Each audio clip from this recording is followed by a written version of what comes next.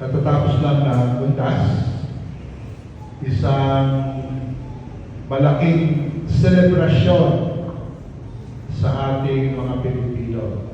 Iba sa ating, iba nakakabalik mula sa probinsya. Alam natin na ang buong kapulungan ay nakafocus ang mga pangyayari dun sa event na ito. Mga expressway, mga bus terminal, mga seaports ay punong-puno ng mga pasahero, papunta. At ngayon marahil ay ang mga babalik mula sa kanilang mga probinsya kung saan dinala nila ang kanilang mga puntod ng kanilang mga minamahal na yumao. Ilang araw mula ng bagong uno o ados na Nobyembre ay naglilinis na ng mga puntod. At kung ating pinapanood ang balita, lahat halos ng balita ay konektado sa ating gawaing undas.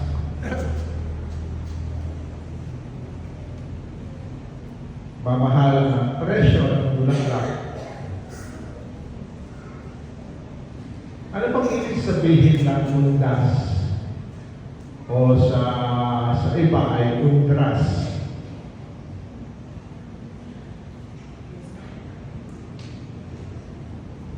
Ang sabi nila, ang salitang ito ay galing sa Espanyol na Honduras Funebres.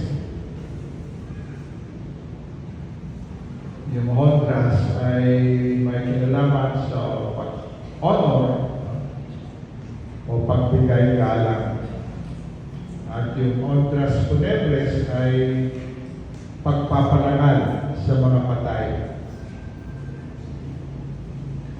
Sa Christian calendar natin, meron tayong All Saints Day, November 1, All Saints Day, All Souls Day, November 2. So, iba ang pinaka-focus ng talang araw ay November 1, yung iba ay November 2. Tayo bilang mga Metodista Kristiyano, at kasama ng maraming mga Kristiyano sa mundo, ang linggo ito na pinakamalapit sa November 1 ay ating ginugunita bilang All Saints Sunday.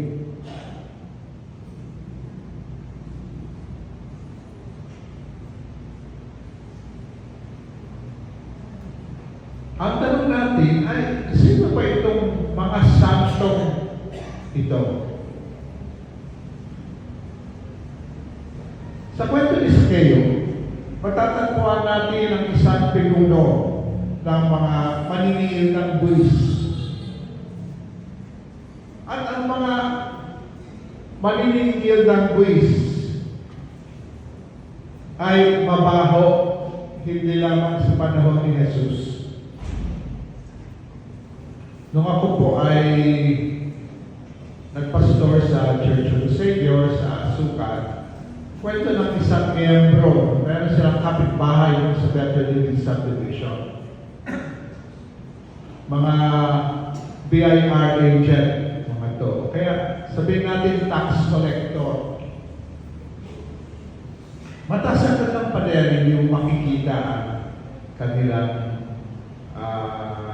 compound mula sa labas. Ang kwento ay ganito. Silang anak, wala kung ilang taon, siguro 2, 3, 2 katulong. Sa bawat kwarto, may television. Sa garahe, 2 kotse at isang van. Minsan, sa trabaho yung mag-asawa, pinasukan sila ng mga nanakaw. Ginapos sila yung isang katulong ay nagtago sa ilalim ng kama. Kala ng bata ay naglalaro, sabi ng bata, there's another one, no? Kaya nakahuli pa yung pangalawang katulong. Tapos, nung inumpisa nila limasin yung bahay, yung bata nagtulong sa yung mga TV, at yung van mismo ng mag-asawa ang ginamit para hakutin yung mga gamit. Ang sinabi ang kwento ay hindi nagsumbong sa pulis ang mag-asawa. Dahil mabibis ko sila na yung kanilang lifestyle ay labis-labis dun sa kanilang dapat na kinikita. Siyempre, meron namang exception sa rule. Meron tayong magkapatid na ang pastor na nasa PIR. Well, nung sila ay hindi pa nag-retire, doon din sa isang destino, meron din magkapatid na nasa customs at ang customs ay isang art ng PIR. Yung sinasabi ko na meron kang exception to the rule. Pero pag inisip natin tagapagsingil ng buwis, hindi maganda yung ating iniisip.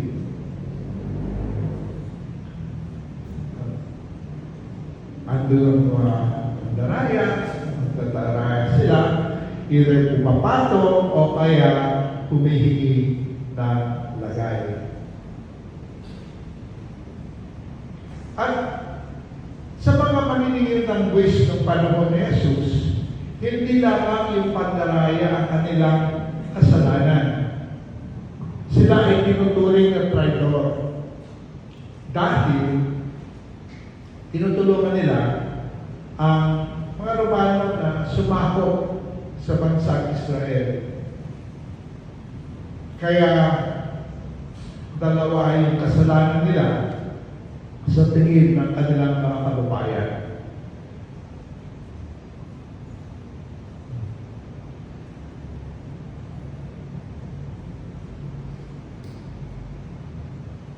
Pwede natin sabihin na sa kasalukuyan, may mga tinuturing din natin na gano'n. Hindi lang sila mandaraya, pero sila din ay traitor in the sense na pwede na rin natin silang isipin ng mamamatay tao. Sinong gusto mo sabihin?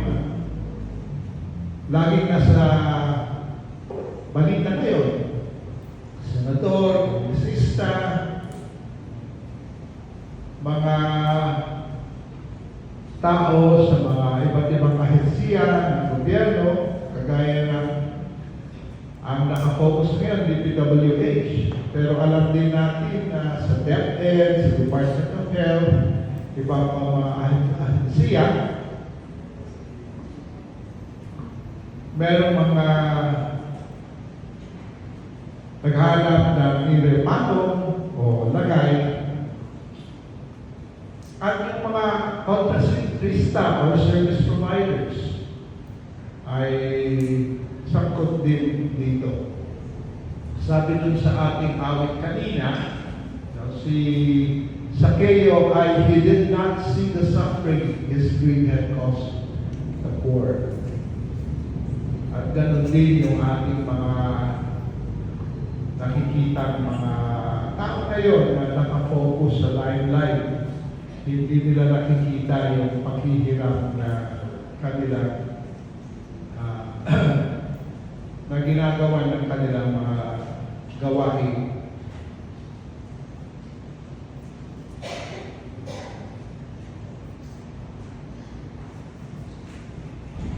Kung tingnan natin si Zacchaeus, ang kanyang pangangatawan ay naglalarawan ng tingin ng iba sa kanya. Matanda, maliit. Ngunit isang masasabi natin kay Sakeo, alam niya may kulang ang kanyang buhay. Hindi siya satisfied. Meron siyang hinahanap. Kaya nung nalaman niya na dadaan si Jesus sa kanyang bayan sa Jericho, pinilit niyang makita niya si Jesus. Hindi tayo sure kung anong inaasahan niya kay Jesus. Basta kailangan niyang makita ang ating Panginoon. At hindi niya hinayaan ang kanyang katayuan ay maging hadlang sa kanyang hangarin. Dahil hindi siya pinapansin ng kanyang kababayan, naghanap siya ng puno at umakyat siya dito upang makita si Jesus. Hindi man dignified ang kanyang ginawa, hindi kahiya-hiya sa isang grown man na umakyat sa puno ay ginawa niya ito. Basta makita niya si Jesus. Familiar tayo, karamihan sa atin, sa kwento ni Sakeo.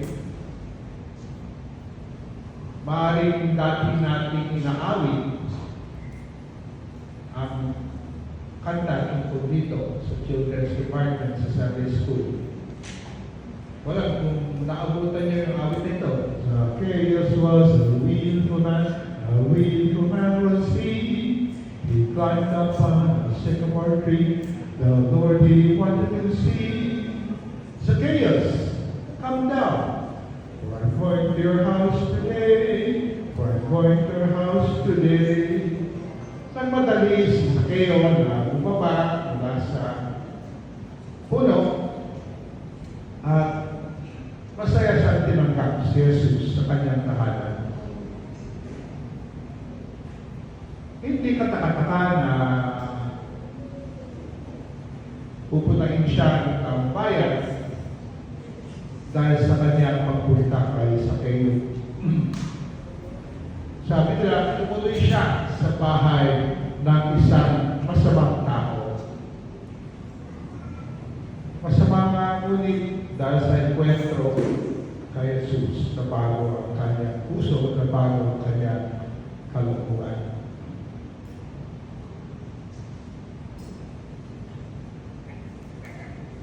Dahil sa pinakita ni Jesus sa kanya, nakonvict siya. Nabago ang kanyang kalooban at sinabi niya, ibibigay niya sa mahihirap ang kalahati ng kanyang kayamanan. At kung meron ka siyang dinaya, ibabalik niya na 4 na beses ang kanyang dinaya sa kanila.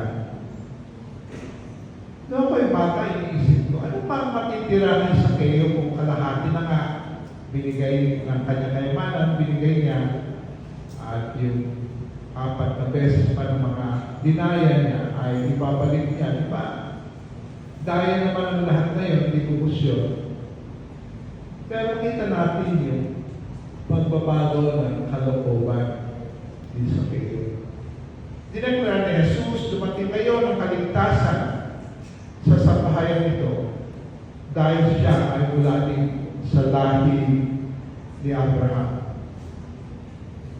Duntong pa ni Jesus, ang anak ng tao ay dumating para sa mga kasalanan, harapin at iligtas ang maliligaw.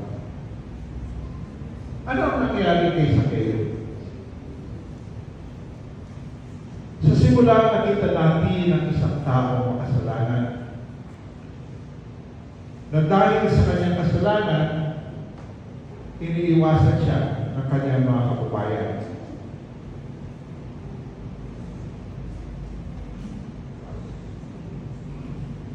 Nakakita din natin na alam niya may kulang sa kanya at ito ay kanyang sinikap na hanapin. Sinikap niya na makita si Jesus kahit anong kahihiyan ang kanyang abutin. At hindi lamang siya pinansin ni Jesus. Inaniyahan ni Jesus sa kanyang sarili upang sa tahanan ni Sakeo. Sa pamamagitan ng ginawa ni Jesus, na-convince si Sakeo sa kanyang mga kasalanan at nagsisi. Nagpasya siya na tuwirin ang kanyang mga kasalanan sa pamamagitan ng pagbibigay ng kalahati ng kanyang kayamanan sa mga nangangailangan at pagbalik ng 4 na beses ang kanyang mga dinaya sa kanyang kapwa. Dineklara ni Jesus sa kaligtasan ng nagdamo ni Sakeo dahil sa kanyang pagsisisi na bago ang kanyang isip, kanyang damdamin, kanyang kilos. Dahil pinami siya ng Panginoon, nabago si Sakeo mula sa pagiging makasalanan patungo sa pagiging banal, pagiging santo. Hindi dahil sa kanyang gawa, kundi dahil sa ginawa ni Jesus para sa kanya. Bunga ito ng pag-ibig ng Diyos. Memoryahan natin lahat ng John 3:16. Ganun na lamang ang pag-ibig ng Diyos na kanyang pinadala ang kanyang bugtong na anak upang sino man mapanampalataya sa kanya ay hindi mapapahamak kundi magkakaroon ng buhay na walang hanggan. Pag tayo ay na-touch at tumugon sa pag-ibig ng Diyos, natututo tayo din tayo umibig. Maging sa Diyos na una tayo umibig, maging sa ating kapwa na iniibig din ng Diyos. Kaya ang tugon ni Sakeo sa pamamagitan ng kanyang ang tugon ni Sakeo ay sa pamamagitan ng kanyang pagbibigay ng kanyang kayamanan sa pangangailangan at pagbabalik ng kanyang dinaya sa mga dinaya niya. Kita ang paglago ng kanyang pag-ibig. Dahil una niyang nagawa, pag-ibig ng Diyos sa pamamagitan ng Panginoon. Ang santo ay kung sino ang pinanal ng Diyos sa pamamagitan ni Jesus. Kung sino ang nagsuko ng kanilang buhay kay Jesus at nangako sumunod sa Kanya.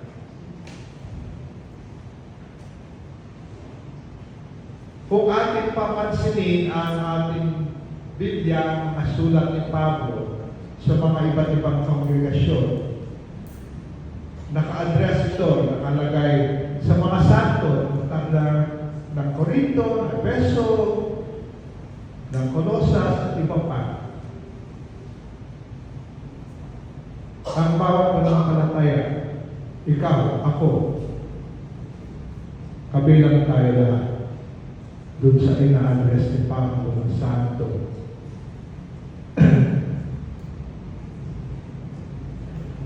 Kaya isipin ninyo, lugtong ninyo ang iyong pangalan doon sa santo. Santo Chloe, Santo Portia, Santo Hoy,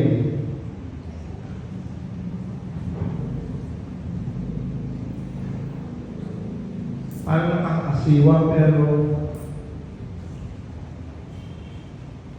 pinapakita kung sino tayo sa mata ng Diyos.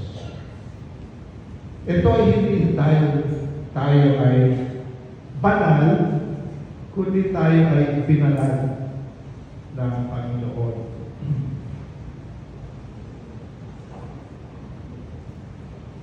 Kung pupunta tayo dun sa Revelation 7, Pahayag, chapter 7,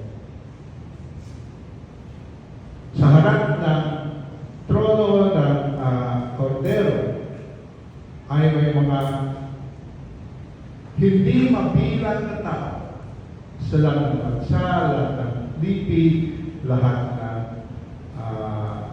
lengguwahe na nakaputi, nagwawagay-gaway ng mga palaspas at nagpupuri sa Panginoon.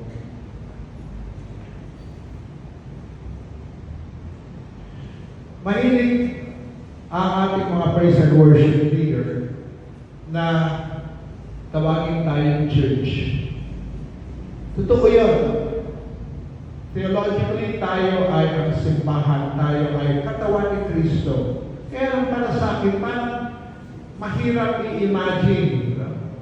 Pag tinawag tayong church, ano bang pumapasok sa imahinasyon ninyo? No? Para sa akin lang, hindi malinaw. Parang mas maganda sabihin, mga santo. Dahil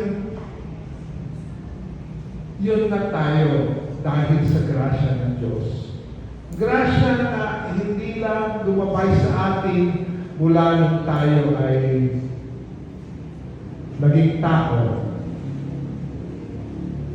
Grasya na dinala sa atin sa paanan ng krus para ating tanggapin si Jesus. Grasya na patuloy na kumikilos sa atin. Yung tinatawag natin na sanctifying grace. Ano bang ibig sabihin ng sanctify? Gawing santo, gawing banal. Sanctifying grace na patuloy na dumadalisay sa atin para tayo ay maging ganap sa harapan ng ating Panginoon.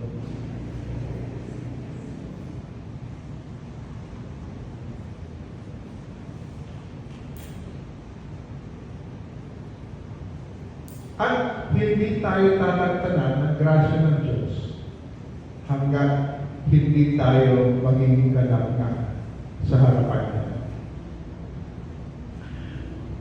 Ang isang tinatanong sa mga pastor pag sila ay ordinahan ay, ikaw ba ay patungo sa kaganapan? Pinagsisikapan mo ba? Ito ay tanong hindi lang dapat sa mga nagpapastor.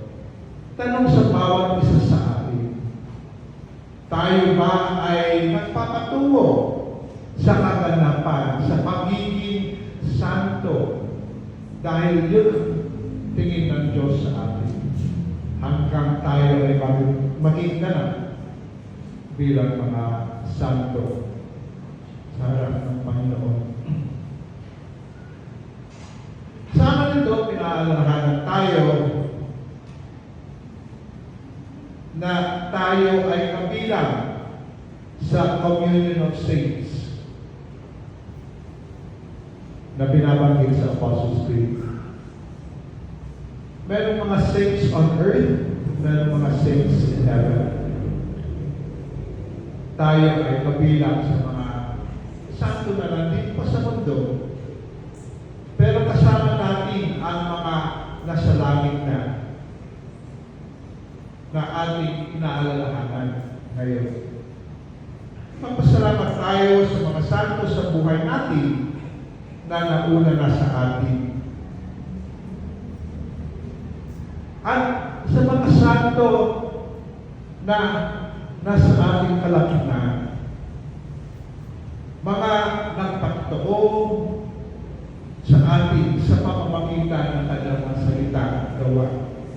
Mga nanalangin para sa atin, mga nananalangin, nakikipanalangin sa atin, mga nakikinig sa atin, nakikiluha, nakikitawa, nag-encourage, humahawag sa kamay natin, yumayakap sa atin. Mga nakilakbay at mga nakikilakbay. Mga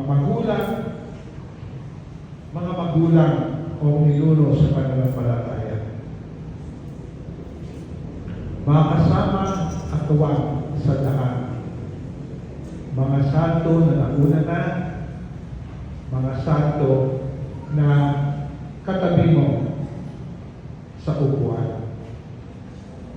At sa araw ito, ating alalahanin yung mga nauna sa atin.